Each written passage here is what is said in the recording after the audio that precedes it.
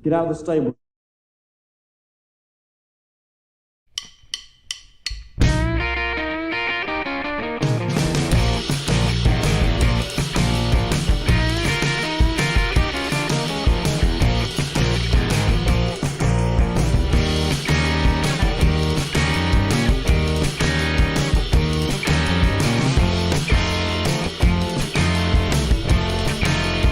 Hello everyone. Welcome to Elvis the Ultimate Fan Channel. And we've got a lot to get through tonight, with a couple of shocking things. But that's enough about my face. I just love this. Wow, that was quick. Yes, hello. Welcome once again to Elvis the Ultimate Fan Channel. Hello. If you're joining me live, if you're watching this on catch-up, where were you? No, I'm only joking. I say that, but I don't mind people watching it on catch-up, just as long as you watch. That's the main thing. So what have we got this week? We've got, obviously, Fan of the Month quiz. The last show when you can win this. Where is it? Yes. This is what's up for November. A 4K Ultra HD Blu-ray of Blue Hawaii. Blu-ray of Blue Hawaii. And if you were watching last week, I think it was last week, I gave a little sort of mini review from Phil Gallimine. I'm not sure whether you saw that, Phil, but thanks for writing that. It was great to hear just how lovely it is to see this. And one lucky person will win that this month. By taking part in the quiz and being a subscriber. You have to be a subscriber to take part in the quiz, because unfortunately we've had to make this subscriber only comments, and you have to obviously comment on the questions. And we'll be doing the quiz in a little while. But I just want to tell you that also we've got This Day in Elvis History, live interactive poll. It's a good one. It's another good one which you can vote on. I Wish Elvis Had Recorded, Photoshop of the Week. And I'm going to say now about Photoshop of the Week, I think this is probably the most horrific, disturbing Photoshop I've ever seen, unless you know different. So after I've shown you this Photoshop later on in this show, if you can find a more horrific one, then send it in by all means to Elvis the Ultimate Fan Channel at gmail.com. I've also got a smoking hot photo as well. We used to do, a while back, we used to do something called a cold shower photograph. So I wanted to show you a smoking hot photograph this week. And it's just one I picked out while I was working on the show this week, and I thought I'm going to show that to everybody and see what they think. It's a smoking hot one. You can call me obviously on WhatsApp, Instagram and Facebook during the show if you wish. The lines aren't open yet. I'll let you know on screen when they're open. Don't forget Elvis 24-hour radio as well. Links in the description box below. And what else do I want to say? Oh, yes, I want to thank you for all the kind comments and messages and emails and suggestions for the show. Suggestions for I Wish Elvis Had Recorded. And just everything in general. Thank you for your support. And the people that bought me coffee as well, because as you know, I love coffee. It keeps me going. It keeps me up at nights doing this show, preparing this show. Big news. Elvis Soundtrack wins the American Music Award in the Favorite Soundtrack category during the week. And if so I'll say that again. I'll start again. Slow down, Steve. Too much coffee. If AMA is anything to judge by, Elvis has a solid chance to win again. A Grammy. Maybe. Who knows? We just don't know. A little bit of sad news as well. A lot of you may have seen this on social media. It's James Burton. Obviously, we all know James, great friend to Elvis, was in Elvis's band through all 1969 all the way through to 1977. And as we know, James went under a very serious cancer operation there a couple of weeks ago. And the update is, unfortunately, James slipped and fell and broke his hip on Thanksgiving morning. They had to do a hip replacement at Vanderbilt in Nashville, and the surgery was successful. The problem that James has now is very serious. We need everyone's prayers for complete healing at this time. This is what it says on James's page on Facebook. The remaining kidney is struggling to process all the heavy medication that he has been given through 3 surgeries now, and we're close to critical. Please pray today for a complete healing for James. We really appreciate your prayers, friendship, and love. May God bless you all, the Burton family. So we're all thinking of James at this time, and we just really, really hope that he can pull through. And if there's anybody on here that knows James and it will be speaking to James as well, please then pass on all our good wishes from Elvis the Ultimate Fan channel, and of course all the fans that are on here now and are watching this. So yes, best wishes to James. Play it, James, as Elvis used to say, and hopefully we can hear some good news in a few days. So I think I've covered just about everything I needed to cover so far. I've mentioned the November prize, and we're going to dip into the quiz, the last week of the November quiz, your last chance to get your name on board for this lovely, lovely prize of the Blue Hawaii 4K Ultra HD Blu-ray. And I'm looking here now, and I'm sure you'll be delighted to hear this, that the first 3 questions are Backward Elvis. Yes, Backward Elvis. Hooray, hooray. Backward Elvis has made a return to the Fan of the Month quiz. So let's have a look now here. What's this? The fact it's cold here, Steve. Yeah, well, smoking hot should warm you up later on, Maxine. I don't know how often I'll do this smoking hot photograph section, but I just saw this photograph and I thought, man, oh man, and he's supposed to be even better looking in person than he was in photographs. So all I need to say is thanks very much to Maxine, the Elvis family, for moderating. For Dave as well, I see Dave's name on here, and Lou Dane. It's very, very kind, and they normally help me just confirm who is the first person to get the question right, and then they get this. Get out of the stables, Grandma. You're too old to be horsing around. And I think I pushed that button by mistake a couple of minutes ago instead of the intro. So yeah, it's going to be one of those nights, I think. If you do want to support the channel as well, you can use the link below, and you can buy me coffee as well. I forgot to mention that. And don't forget, thumbs up for if you like this. And what else was I going to say? Oh yeah, I was going to just mention, if you're new to this channel, you can go to playlists, okay, on my homepage. It's circled there. Click on playlists, and then you can click on interviews with people from the Elvis world, and it'll play all those for you. It'll allow you to catch up. So go to playlists and then click on the thing where it says interviews with people from the Elvis world. If you're really bored, you can go to the one next to it, Elvis the Ultimate Fan channel playlist, and that will give you all of them, all the videos I've done on this channel so far. So and I always like to remind you as well, if you're doing the quiz, if you have live chat, top chat, you need to go over to the little slider bar and click on that and make sure it says live chat, because top chat only shows some of the comments. Now, folks, if we're all ready, we will start on the quiz, because I think I've blathered on long enough. Coming up, I can see on my list, there's a topic. There's also a poll, Elvis history, Photoshop, I wish Elvis had recorded, and smoking hot. So you've got all that to look forward to yet. So stick with me. Right, on the top chat, sorry. Yeah, you should be on live chat. Yeah, live chat. Right, here we go. Make sure you hit the live chat. Yeah, that's right.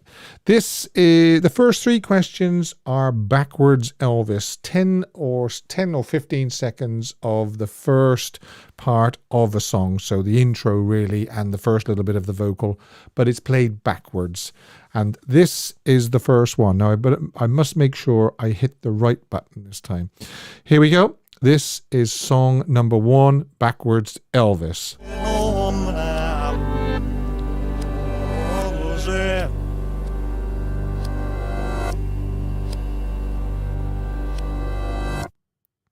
Okay, right. Does anybody know what that is? The start of which song backwards? Wow. Okay. Neville is saying In the Ghetto. Ludane, Long Black Limousine. Jack, Long Black Limousine. Wow, a lot of people are saying long. How do you get these? How do you get? I know what they are, and I'd still struggle. You know. Oh, well, little sister is got a question mark, so she would be with me as well. Gracie G says no clue. So, yeah, we are smart, Steve. Yes, you're quite correct. So I'm going to play it again, but I know there is one person that's got it right, the first person. Here we go. Listen to this again.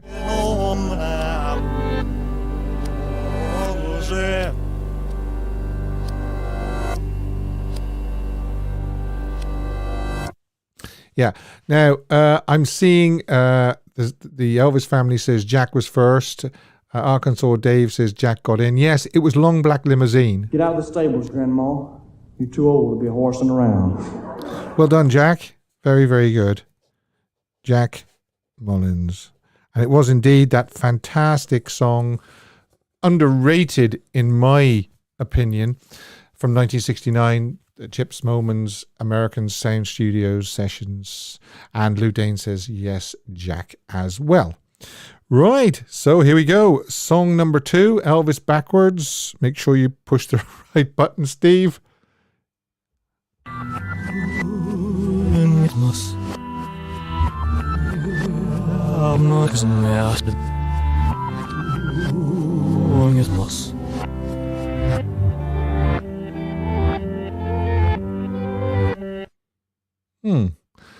It's really funny when I was listening to that. Yeah, Salam says Blue Christmas. I actually hear the words Blue Christmas even though it's backwards. Yeah, so there you go. Listen to this again. Blue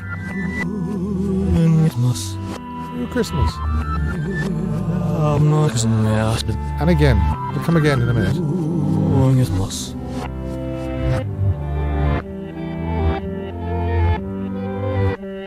That's really, really strange that I can actually hear the two words Blue Christmas in there, even though it's something blue. And it was Jack Mullins again. Jack, you're on fire tonight. You really are. You really are. In fact, you're going to have to get out of the stables. Get out of the stables, Grandma. You're too old to be horsing around. You must really want that 4K blue Hawaii, Jack, which is definitely worth having. As far as I remember, actually, it's a 4K Ultra HD and a Blu-ray disc, and it's got a really, really good book as well, as far as I know. And I think there's a few seconds of an outtake as well, which, as I said last week, is that like a little tease by Paramount to say that we have some outtakes from Elvis's movies, which, you know, we don't know. We just don't know at the moment. Right, here we go. Third and final backwards Elvis. Listen carefully.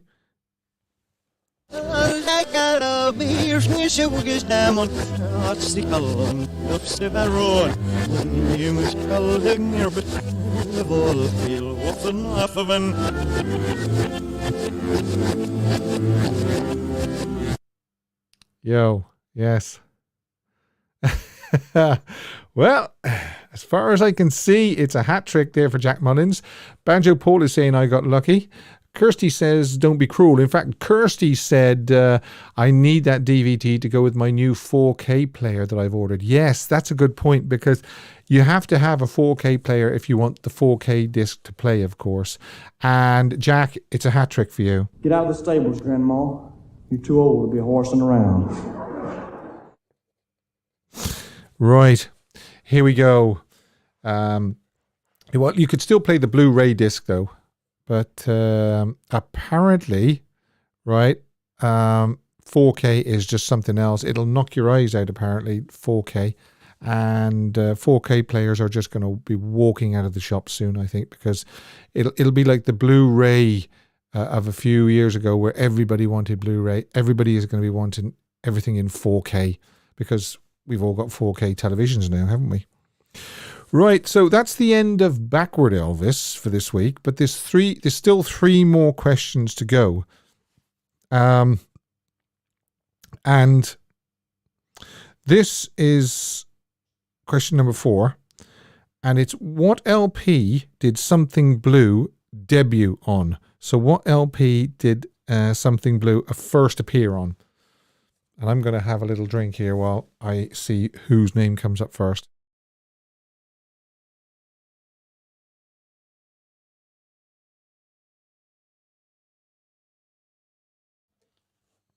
Okay, we're getting a lot of answers here. John Rowley says, Kiss Me Quick. No, Kiss Me Quick was actually a track, wasn't it? Something for Everyone. No, it wasn't Something for Everyone. Something for Everybody. No. The actual correct answer on that was Potluck. Somebody says, I need 4K eyes. Yes. Yes. Tin Lines. Is it Tin Tines K5 or something? Says, I need 4K eyes. Yeah. So, it was Potluck. And I'm being told it was Roseanne Dalby. Hello, Roseanne. Nice to see you here. Well done. Wasn't Jack, anyway. Get out of the stables, Grandma. You're too old to be horsing around. And question number 5 is, we had I Got Lucky backwards earlier on. What movie was I Got Lucky from? That's a really easy question. I'm trying to mix them up, easy questions and hard questions, and that's what I would term an easy question. What movie was I Got Lucky from? No, it wasn't Loving You. Salam. I see a lot of Kid Galahads there. Hi, Juan. How you doing? Yeah. Jack Mullins again. Jack, you're back in the room again. Get out of the stables, Grandma. You're too old to be horsing around. There's just no living with Jack at the moment, is there? Really? Yeah. Okay. And what have I got for the 6th and final question of the month? This is going to go to somebody next week. I will let you know who the winner is next week. Alrighty. Here we go. The question is, what was the B-side of If I Can Dream in its original US release? So when If I Can Dream was released in the US the very, very first time, what was on the B-side? Now, this will be interesting. I just kind of threw that in there at the end. Kirsty says, memories. Wow. Okay. We got My Little Friend. Salam says, I don't know. I don't think there's a song called I Don't Know. Timothy says, don't know, Steve. Okay. All right. Right. We've got Edge of Reality, and Maxine has confirmed that it was the one and only Jack Mullins.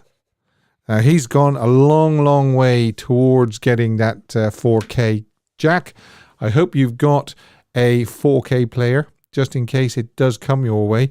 But I will be totting up all the scores during the week.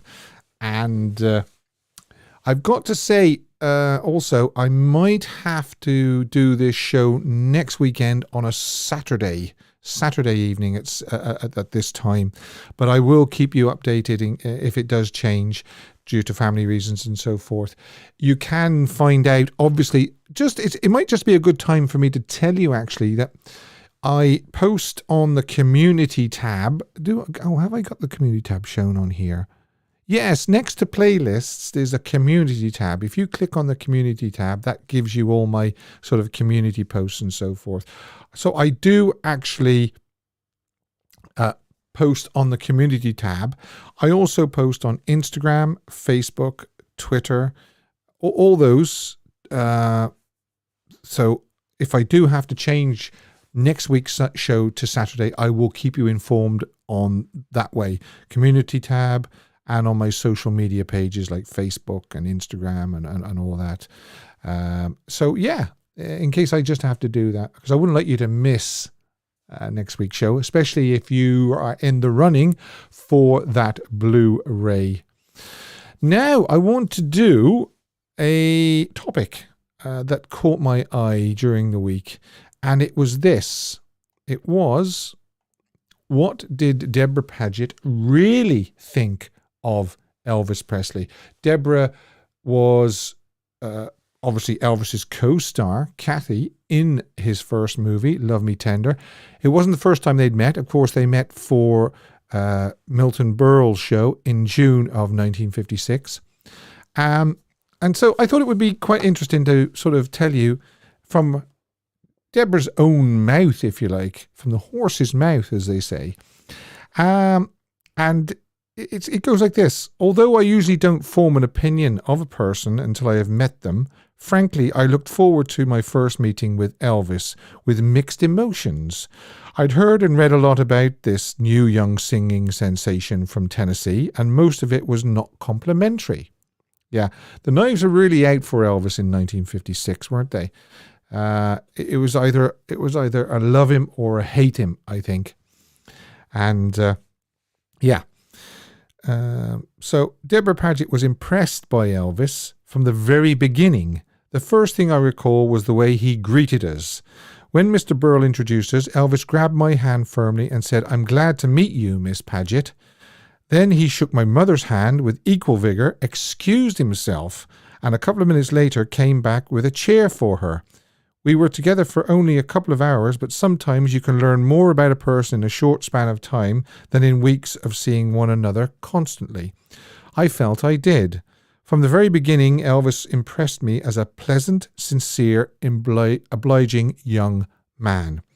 A few months later, Debra learned that Elvis had been given the starring role in the film for which she and Richard Egan had already been cast. At first, she sensed a great deal of apprehension on the set, but soon she said Elvis won over the cast and crew as he had her a few months earlier. From then on, my family and I saw a lot of Elvis, Debra explained, at the studio, on location, when he came over to our house for a swim on Sundays. I grew to understand him better. I also found out some things which really surprised me. One of the things that surprised me was Elvis's sensitivity. At first, I'd been under the impression that he was quite indifferent to the attacks made on him for the way he sings, dresses, wears his sideburns, and all the other comments. But he isn't. Not that he'd admit this fact easily to a stranger. I could tell he was deeply hurt when his performances were criticised or when he was threatened with being banned from certain cities. Another thing that amazed Debra was how easily Elvis adapted to acting. Had anyone told me that he never had a dramatic lesson, never stood in front of a movie camera, I wouldn't have believed them. His acting was convincing. He always knew his lines. He picked up like a trooper the purely technical aspects, like moving in and out of camera range, and the many other tricks of the trade that usually take months and years of experience to learn. However, he was so modest about his ability to catch on quickly, he was just about the only person who didn't think he was doing well. Sounds like Elvis was quite hard on himself, that first movie, doesn't it? Debra mentioned that some of her friends had asked her if Elvis had romantic appeal. She addressed the question in a matter-of-fact manner. "I'm convinced he has, and that it will come across on the screen. It is certainly felt by those who meet him, although I don't think Elvis himself is conscious of it. He certainly never talks about his conquests. Now, she goes on to say that on the set, he was a normal, healthy 21-year-old. For one thing, he had a large amount of energy to burn. One morning when I walked on the set, someone shouted, "Duck!" a split second before a football shot past my head. A moment later, Elvis was by my side, breathless and apologetic. "I'm so sorry, Debra." I finally talked him into calling me by my first name. "I didn't mean to scare you." And she says, Elvis and his cousin Gene were always active when they had some free time on the set. When they didn't play football or they were throwing baseball, they had mock fights with knives or hatchets. That sounds a bit dangerous. Or find some other way to entertain themselves. I will gladly take a chance on predicting that Elvis Presley will continue to retain his popularity regardless of rock and roll. And I mean popularity not only with the fans who see him in the movies and on TV or his personal appearances, but even more so with the people who are fortunate enough to meet him in person. Elvis Presley is here to stay. Well, she got that right. And that was in 1956, wasn't it, when she said that? Love Me Tender marked the beginning of Elvis Presley's Hollywood career. It came at the same time that Debra Paget's career began to decline. In 1955, 20th Century Fox had cancelled her exclusive contract after she appeared in a non-Fox film. After Love Me Tender, she had roles in 12 more films before retiring from Hollywood at the age of 29 in 1962. She married 3 times and had 1 son. She is still alive, and she is now 89 years of age. And I would actually love to speak to Debra, but as far as I know, she doesn't seek the limelight anymore. She shies away from it, if anything, I believe. So there you are. I just thought you might actually be interested in that little bit of a topic, what Debra thought of Elvis Presley, because you see a lot has been written about it, but it's never sort of come from Debra's angle. It's always been what people have thought she thought of Elvis. And we also know that Elvis was, he was kind of smitten by her, I believe. A resemblance to, her resemblance to Priscilla is definitely striking. And of course, this would have been sort of how Priscilla looked when she was a little bit older than when Elvis first met her. But you can see the resemblance even of the 14-year-old, around the eyes and the mouth and the nose, the 14-year-old Priscilla. And there's some lovely on-set or on-location photographs of Elvis and Juliet. And not Juliet. I was thinking of Juliet Prowse then for some reason. Debra Paget. And you can see what Elvis saw in Debra, and you can also see what Elvis, the likeness he saw between Debra and Priscilla. So, there you have it. That's the topic for this week. I was just sort of kind of interested to know, just to put that out there, what Debra really thought of Elvis. And she was impressed by him. She was impressed by him. I just don't think it was the right time or place for them to have a romance. I'm sure Elvis would have wanted to have a romance, but she was at the time seeing Howard Hughes, although I don't think she saw a lot of him because he could go for months without being seen, Howard. But yet she was in a sort of a relationship with Howard Hughes. So,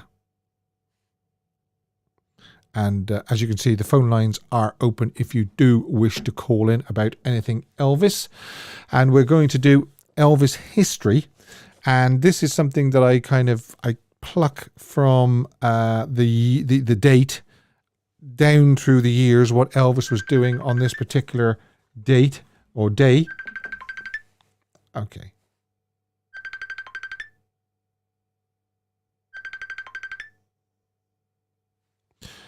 Hello? Hello? Okay, that was a phone call coming in, actually. Unfortunately, I couldn't hear. Let's try again. Hello? Hello, Steve. Hey, Maxine, how are you doing? I'm doing great. How are you? Now, you've just reminded me to do something, actually. Oh, no. No. It's okay. It's okay. Yeah, it's the poll. I'm going to do the poll, and you can be the first person to tell me. Right? What I've been doing. Right, is I've been picking a song through the years that stayed with Elvis through his career, and picking sort of 3 or 4 options, and then seeing which was your favorite.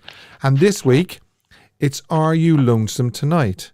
So we had 1960 studio recording, 1968 NBC sit-down show, 1969 live laughing version. We all know that about "Do You Gaze at Your Bald Head and Wish You Had Hair?"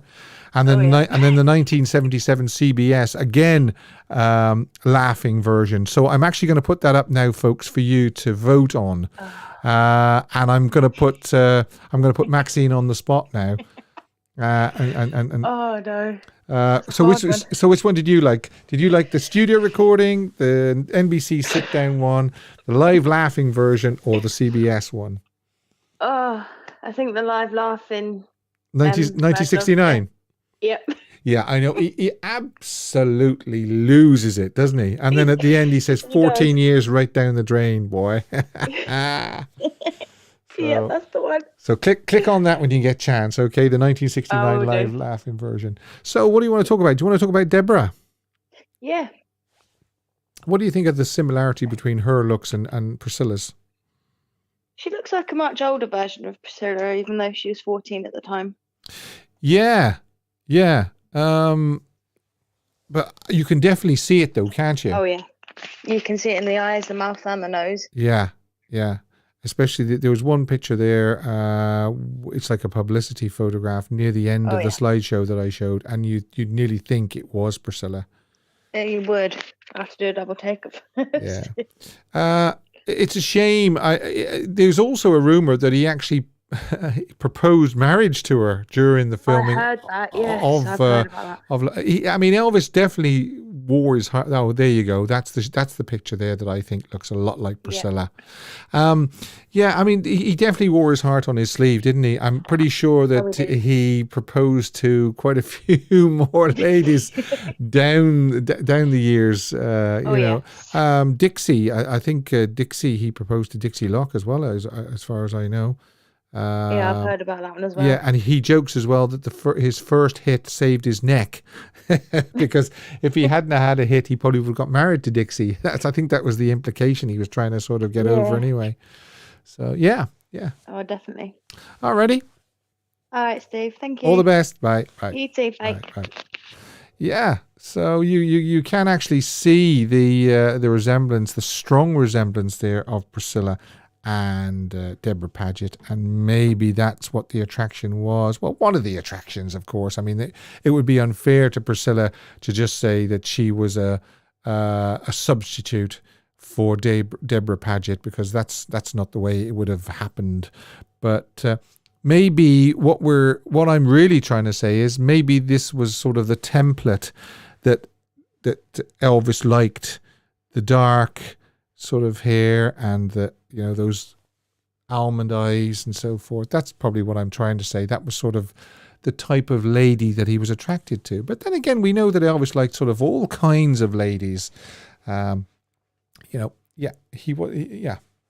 what I'm kind of saying. Anyway, shut up, Steve, and do Elvis history. November the 27th, 1954.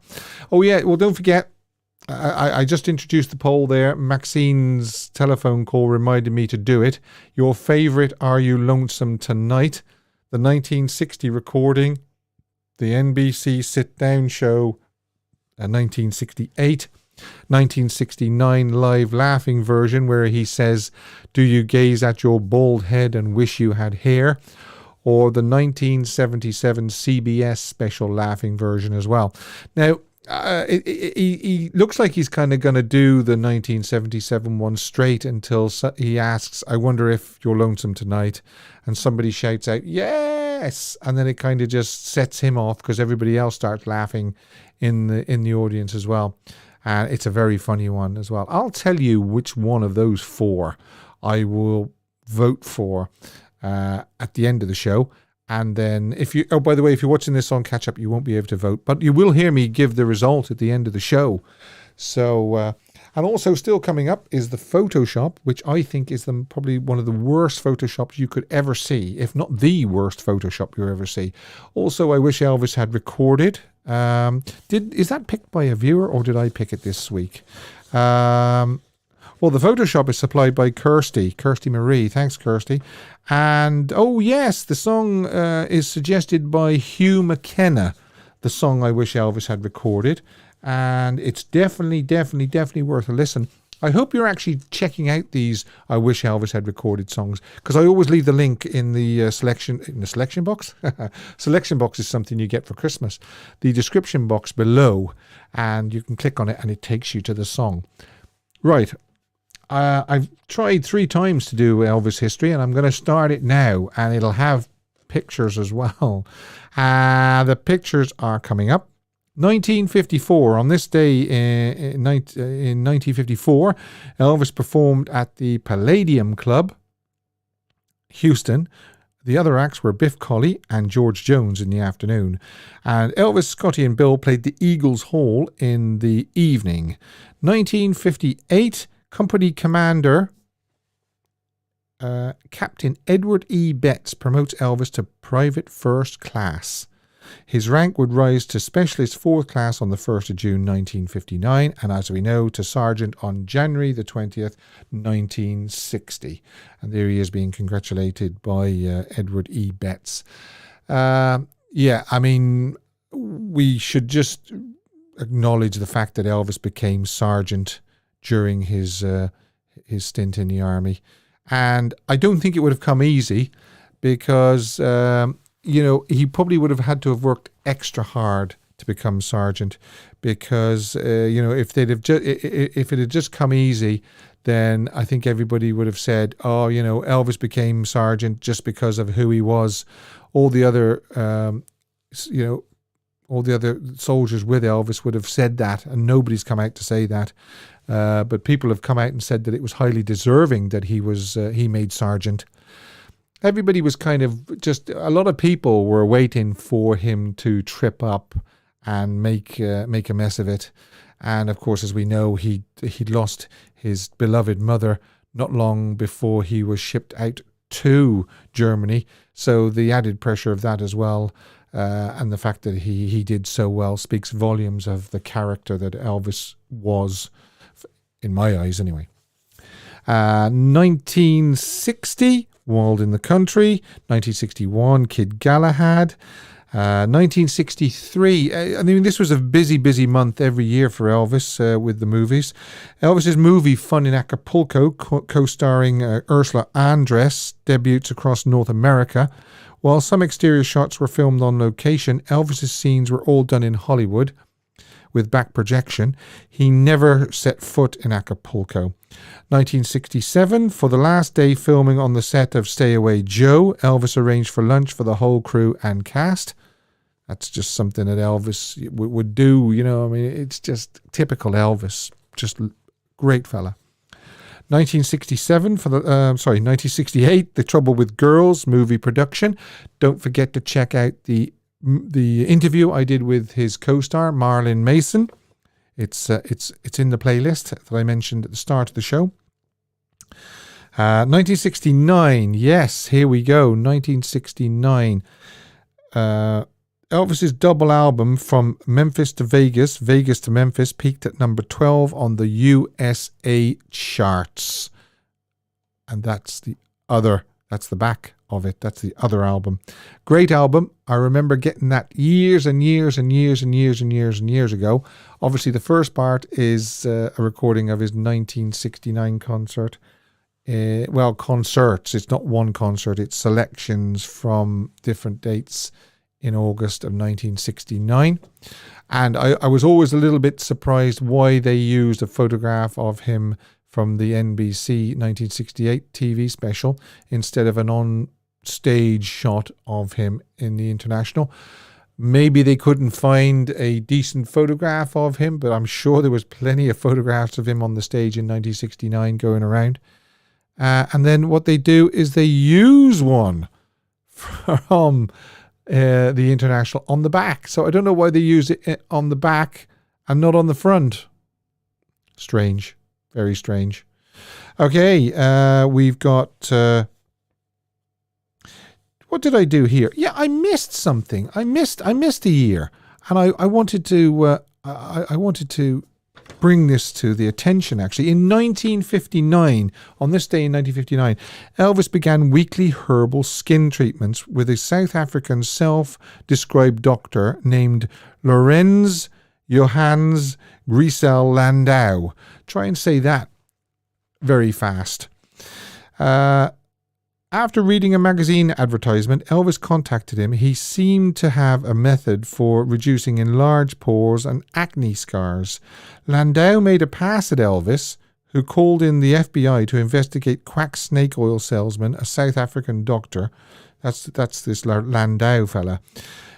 He threatened to reveal compromising photos of Elvis as if he had that level of access to him. So obviously he was bluffing. So that was in this day in 1959, and I missed that off my notes. Sorry about that, folks. Where are we? We've done 1969. We need to go to 1971. And this is another interesting one. I'll let you see the photographs first, and then I'll go through it with you. Elvis leaving an eye doctor's office in Beverly Hills on November the 27th, 1971. As we know, Elvis did have problems with his eyes from about 1970, 1971 onwards, and glaucoma was actually diagnosed. But this is the interesting part now of these shots. I'll just let them play out. The first shot, when I first saw it, years and years and years and years ago, I thought the fellow who had his back to the camera was one of Elvis's crew. There he is now. He's kind of snaking past Elvis.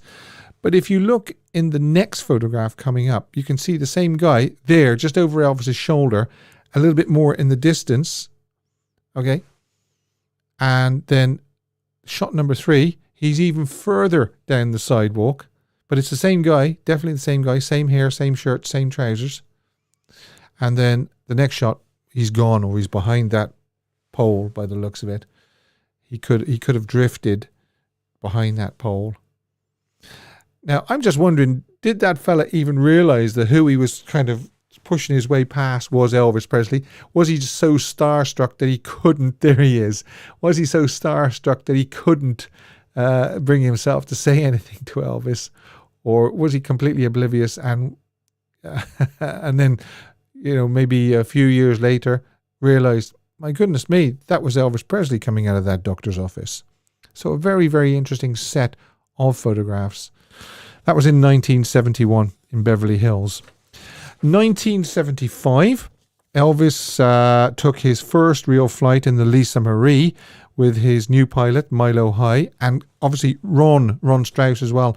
Don't forget, I have done an interview with Ron. It's on the playlist. I can just find it here for you. There it is. Ron. Yeah. Destined to Fly. The story of pilot Ron Strauss from Iowa to Elvis. I spoke to him. It's Sally Hodell's book.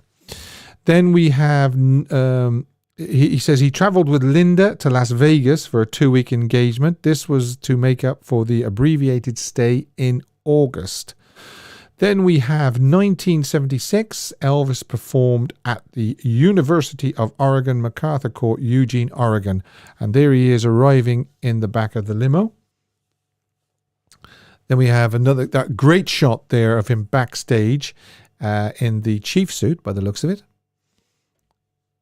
And then we have some on-stage photograph of him in Eugene, Oregon. Then we have one of the saddest sort of days in Elvis history. It does actually come after his death, but I just wanted to include it. On this day in 1977, the meditation garden at Graceland was opened to the public. And of course, there's a photograph of Elvis's grave. Now, that was this day in Elvis history, throughout the years, 27th of November. Now, I want to remind you to do the poll, your favorite Are You Lonesome Tonight? If you want to click on the blue banner, if you can't see it, and it'll drop down the options. There's still time for you to vote. Your favorite Are You Lonesome Tonight? 1960, which is the studio recording. 1968, the NBC sit-down show.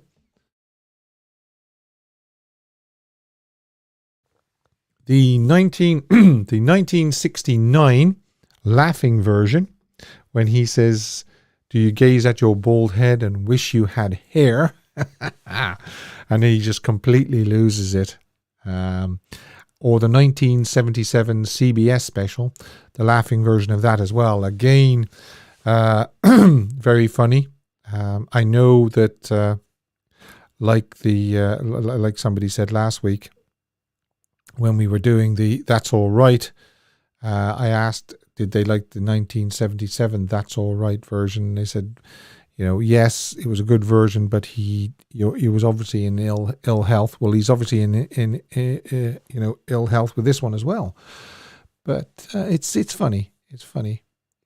Nancy says, "Hi Steve, happy Sunday. Nice to see you. I've been busy putting up Christmas decorations." Yeah, it's that time of year, isn't it? It certainly is. Okay, so let's do a song I wish Elvis had recorded. Or will I do Photoshop? I think I'll do the Photoshop next, actually, before we do anything else. This is probably one of the worst Photoshops I've ever seen, if not the worst. And it's this one. I don't quite know what to say about it. Obviously, it's Vernon. Well, it's Vernon's head. I don't think it's Vernon's body. It's Elvis's. It's a publicity photograph from 1957 for Jailhouse Rock. They've even dropped in the back of Graceland. The front of Graceland in the background, and it's just. It's just horrible. I'm sorry, but it really is just awful as a Photoshop. And if you do know of one worse than that, although I did get a late entrant of a really, really bad one, which I might use next week, actually. But if you know of a really, really bad one, worse than that one, if you can improve on that one, please send it in, and send it in to me at Elvis the Ultimate Fan Channel at gmail.com. Even better if you can send in the Photoshop and what the original photos were before it was photoshopped and all that. If you can do that as well, even better. So yeah, right, that's Photoshop. I'm going to do this next, and this is a song I wish Elvis had recorded, this week suggested by viewer Hugh McKenna. Thank you, Hugh. I think you said you couldn't watch live, so if you're watching on playback, that's great. Thanks for sending it in, Hugh.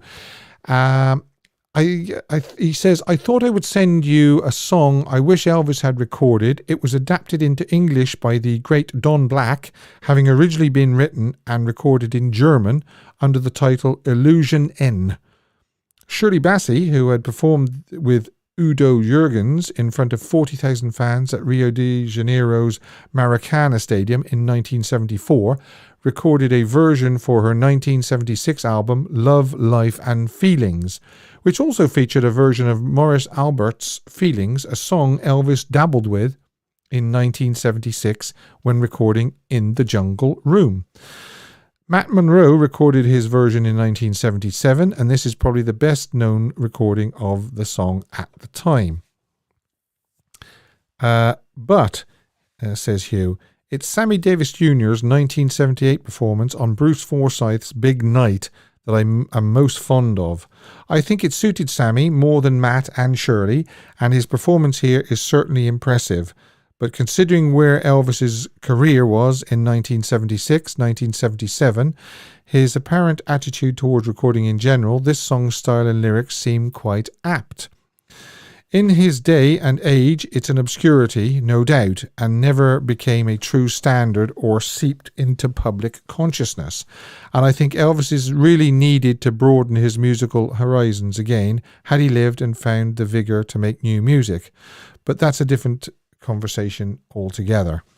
However, I like this song a great deal, especially in Sammy's hands, but it isn't far removed from the likes of Pieces of My Life, My Way, and It's Easy for You, and Solitaire. Now, I must admit, Hugh has hit the nail on the head there, because when I listened to this song, I'm going to give you the title in a second, I actually thought, wow, this is just like Pieces of My Life. This would have suited Elvis down to the ground, because as we know, Elvis recorded Pieces of My Life in 1975, and it appeared on the Today album. The song is I'll Never Sing Another Song by Sammy Davis Jr. I will provide the link to Sammy's performance below. And talking of Sammy, something, Hugh goes on, something I think most Elvis fans might not be aware of is that Elvis was included in the Memorandum segment of the 1978 Academy Awards, where Sammy, accompanied by Marvin Hamlish on piano, sang Come Light the Candles. It's a lovely song and a touching performance. And I'll drop a link to that as well in the description box below. And I didn't know that. I learned something new. Thanks, Hugh. He was included in the 1978 Academy Awards with Sammy drinking Come Light the Candles. I'd love for you to send me in more I wish Elvis had recorded, or photoshops, or idea for shows, idea for topics, anything like that. Quiz questions. Backward Elvis. Yes, Backward Elvis is right. Don't forget, there's still a little bit of time to vote on the poll. I can see people are still clicking on it a little bit. It has slowed down a little bit. Your favourite Are You Lonesome Tonight? The 1966 studio recording, the 1968 NBC sit-down show, the live laughing version, or the 1977 CBS special laughing version as well. Don't forget to check out Sally Hodell's latest book as well. Okay, Destined to Fly. I'll just tip that and see if I can get... Yes, there you go. Destined to Fly. Okay. The story of Ron Strauss, Pilot Ron Strauss, from Iowa to Elvis. And I've done an interview with Ron about that. Okay. Really, really nice chap. Really, really nice chap. Don't forget to give me the thumbs up and like and comment and so forth. And don't forget to leave your comments as well if you're watching on catch up. Now let's do the poll. And I'm interested to see what wins, actually.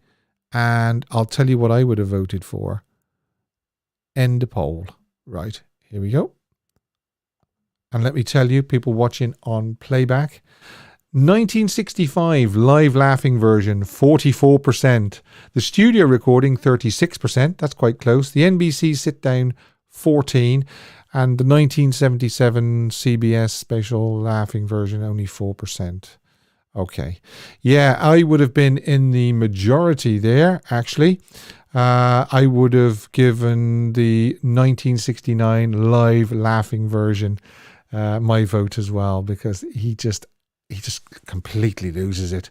He's laughing so much he can barely speak, and then he says, "Sing it, baby," is it Myrna, or is it her name's gone, Millie Kirkham. I think it's Myrna.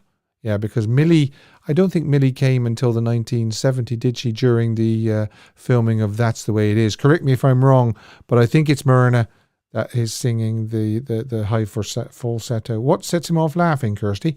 Well, he sings, do you gaze at your bald head and wish you had hair? I believe that is Sissy singing. Yes, Sissy Houston is correct. Thanks, Jack. Yes. And Anne Y is saying Sissy Houston as well. Edwidge, Sissy Houston. I don't know why I thought it was Myrna. Sorry, Sissy. Yeah. Steve, I really liked the interviews with Ron. Great job. Thanks, Nancy. Yeah, Sissy Houston. I don't know. My brain isn't working very well tonight. Maybe I need coffee. So I just want to mention again, I might have to change the broadcast day for 1 week next weekend. It might be Saturday evening. I will keep you posted on the community tab. You'll find the community tab just next to the playlist tab on my home screen. I also post frequently on Instagram, Twitter, Facebook. I'll keep you updated if I do have to change it to the 21st. And next week, of course, I'll be telling you who has won this prize. The blue... Oh, I'll get rid of that. Hang on. Phone lines. The Blue Hawaii 4K Ultra HD Blu-ray. So I'll be totting up all the correct answers and I'll be telling you next week, whether it be Saturday or Sunday, I don't know yet. Oh, what a great show. Thank you very, very much for all your comments and taking part in the quiz and everything. I couldn't do it without you. I really couldn't do it without you. So I hope you can join me next week. It might be Sunday, it might be Saturday. I'll keep you posted. Thanks to Maxine for calling in. Thanks to Maxine, Lou Dane and Dave for moderating as well. Thanks, guys. I couldn't do it without you. And until next week, take care. I'll see you then. Bye from Elvis, the Ultimate Fan Channel.